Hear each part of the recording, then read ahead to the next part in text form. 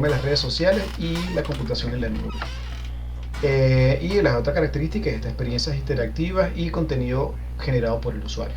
Ahora, en la Web3 pasa como a otro punto de que el usuario sea capaz de también leer, escribir, pero también de ser dueño y ejecutar, de poder controlar qué se accede y qué no se accede, y poder tener, obviamente, con todo el tema de la criptografía, poder tener poner como barreras para que solamente tú puedas acceder a una información, utilizando obviamente las llaves criptográficas y todo eso.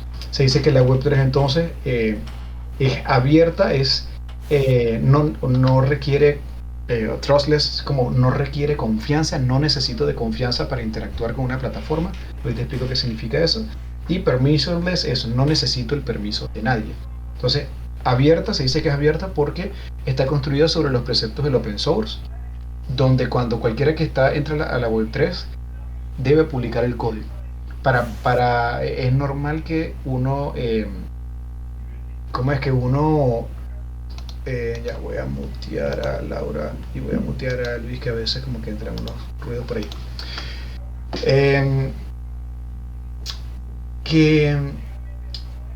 ¿Por qué es abierta? Porque entonces, por el tema de generar la confianza, o sea, al estar descentralizado, con que la propia red es como el signo de confianza. No es como que un banco, como que para que tú le puedas depositar, puedas usar una aplicación, tú tienes que estar seguro que esa aplicación es de ese banco. Y tiene que tener el certificado y tiene que tener no sé qué, no sé qué. No. Y además el banco tiene que saber que tú eres tú. Entonces tiene que haber como una confianza mutua. En este caso no, en este caso tú ves el código, tú puedes ver como que todas las transacciones ahí, y además la aplicación no tiene necesidad de haber una confianza previa. Se supone que si tú firmaste una transacción y luego vas a recuperar otra cosa, ya tú tienes la forma de validar tus transacciones. Entonces, con todo el tema de la criptografía, el poder de la validación y de la autenticación lo tienes de tu lado, no está como del lado del servidor, sino más como del lado del usuario. Y permissionless es básicamente también otro de los preceptos de eso, al no necesitar que te validen, al no necesitar, de hacer abiertos, tú puedes acceder a lo que te provoque. Entonces no necesitas el permiso de nadie, simplemente tú vas, tú firmas y ya, y lo usas. Es otro de los preceptos de la Web3. Entonces eso pasa con que Estados Unidos dice que los cubanos no pueden acceder a una aplicación. Claro, eso no importa. Entonces no le tienes que pedir permiso a nadie, no tienes que pedir una autorización, no tienes que ir no sé, para interactuar con tu dinero, no tienes que pedirle permiso al banco para ver si te puede y te van a revisar. No, va y tal, y compras. A ver, bueno, está basado en algunas capas de innovación, como la computación, el edge computing, implica eso, ¿no? De cómo todos los nodos que están involucrados en el procesamiento están como distribuidos en el borde. En el borde somos nosotros. El borde dentro de una red, el borde es el último usuario. No algo centralizado que luego todo el mundo se conecta. Eso es lo que llamarían blades, no me acuerdo cómo le llaman ese tipo de network. Pero cuando en aplicaciones distribuidas, con el edge son los usuarios, o sea, los últimos puntos de la red. O sea, después de ahí no hay más nada. Esa es una de las formas de cómo se ve.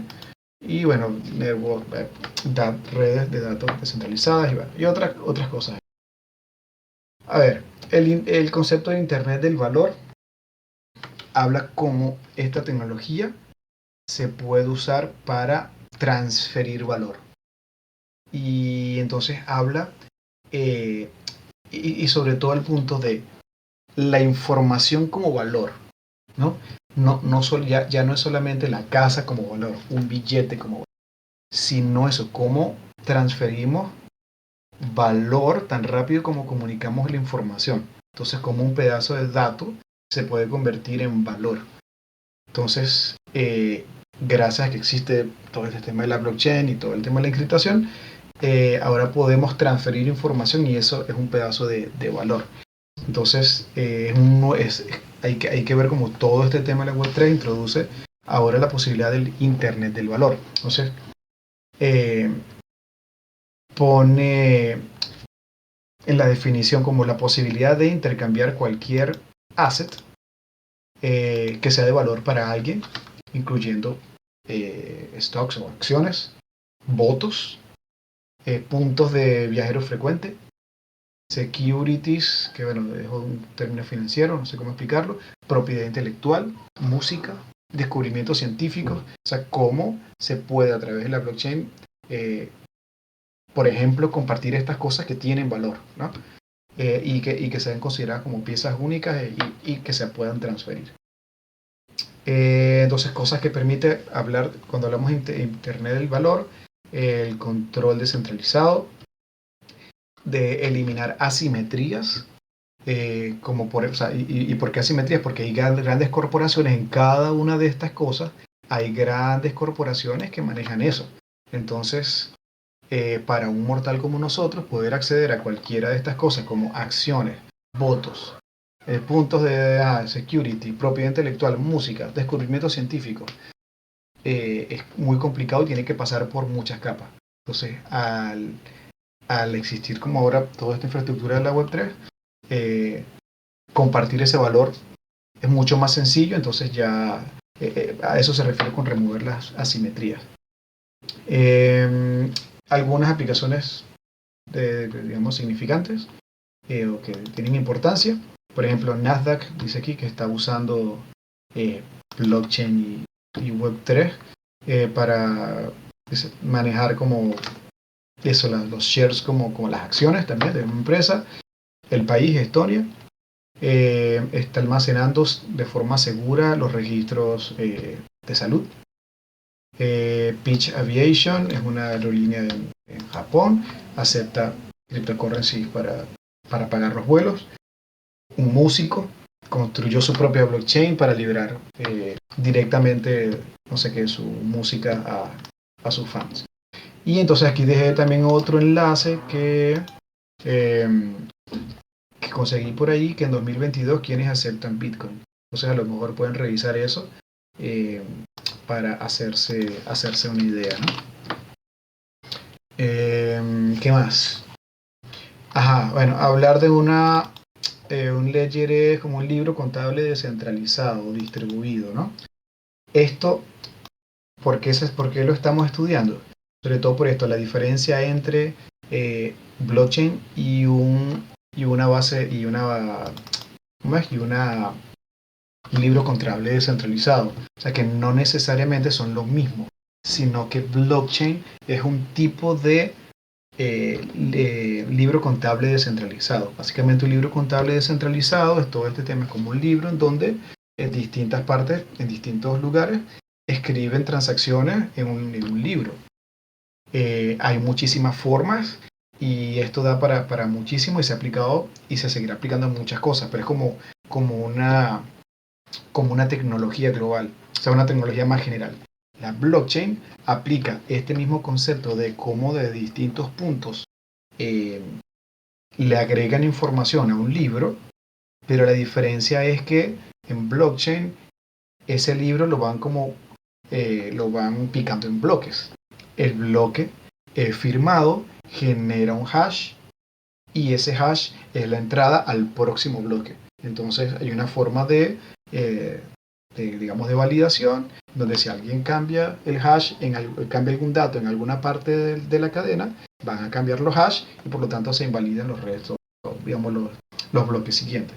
Entonces hay una diferencia entre lo que es un libro distribuido y lo que es blockchain como tal. Blockchain es como una aplicación de lo que es un libro distribuido. Entonces es importante como entender un poco y sobre todo a nivel conceptual, cuando alguien diga, bueno, sí, o sea, quiera decir que blockchain es un libro distribuido, entonces alguien hable de que es un libro, otra tecnología es un libro distribuido y quiera decir que es lo mismo que blockchain, saber que hay una diferencia allí. Importante que hay muchas más tecnologías y que hay muchas cosas que se van a seguir haciendo con los libros distribuidos que no solamente tienen que ver con blockchain. Por eso se trata de este tema. Aquí, el tema del trilema de la escalabilidad es algo bastante importante. Voy a abrir este enlace rapidito para mostrarles una gráfica, ¿no? Que esa gráfica no la veo aquí.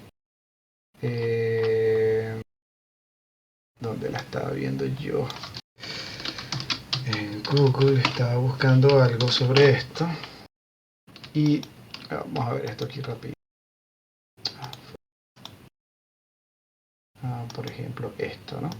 Vamos a ver si puedo ver esto. ¿Qué tiene este tema de particular? Dice que hay como un concepto que el creador de Ethereum introdujo, que es el trilema de la escalabilidad. Dice que hasta ahora ninguna blockchain ha logrado la perfección en estas tres cosas tan importantes.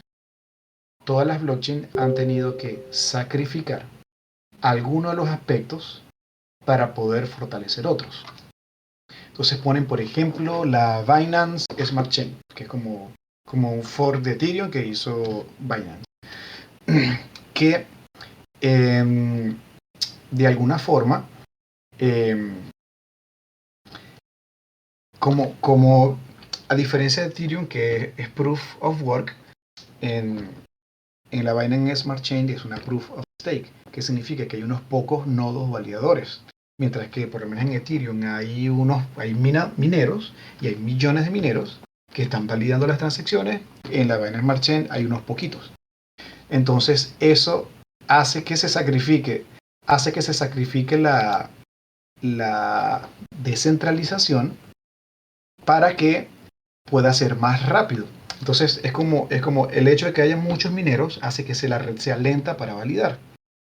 Pero si hay pocos validadores, entonces la red se hace más rápida. Ambas son seguras porque bueno, están usando la blockchain por detrás. Pero aún así, al haber pocos, pocos nodos, también arriesgan un poco la seguridad. Entonces, si vamos al otro extremo, por ejemplo, Bitcoin es muy poco escalable.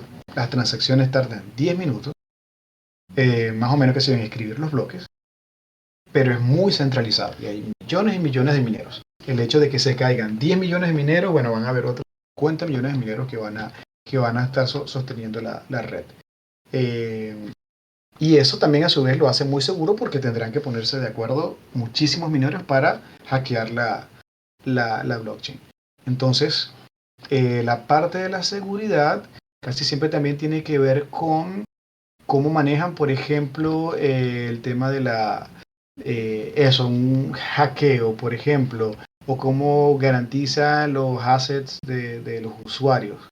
Entonces a veces tienen que, para poderlo hacer mucho más seguro y controlar y poderle dar garantías como a los usuarios, entonces ya no pueden ser demasiado, o sea, tienen que como tener como una segunda capa de administración, es como todo. Todavía estoy tratando de entender la parte de la seguridad de cuál es como la capa que se maneja. Entonces, eso entra está como en discusión. Dice que todavía no hay como una blockchain que tenga esas tres cosas, que además que sea rápido, que sea descentralizada, que sea segura. Siempre tienen que sacrificar una parte de esa ecuación. Y bueno, eso es más o menos lo que yo manejo hasta ahora, lo que he estado estudiando. Parte de mi reto es poder masticar esto para poder explicarlo bien. Y bueno, hay este último punto bueno, lo demás es la posibilidad de eso, del smart contracts y eso, pero bueno, no voy a profundizar porque es más o menos lo que tenemos que seguir viendo. Pero eso, la posibilidad de que Ethereum puede ejecutar programas en los smart, y lo que se conoce como smart contracts, pero eso es ya otra cosa.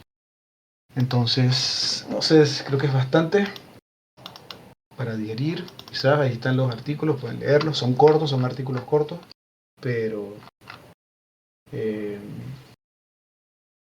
no sé, si ustedes me dicen, les comparto más tarde. Un rato me acuerden, les puedo compartir el ¿Tienen alguna pregunta? ¿No? Seguro. Pero no Yo tengo entendieron nada. un No sé, par, ¿no les pero... genera alguna duda, alguna cosa? ¿Quieren hablar de otra vaina? Dale. ¿Te Abren ahí lo escucha? conversamos ¿O un te he poco. silenciado todavía? Ah, Sí, no, se pero a Luis escucha. creo que lo muteé yo y por eso. Ajá. Creo que sí, ya estás desmuteado, Luis.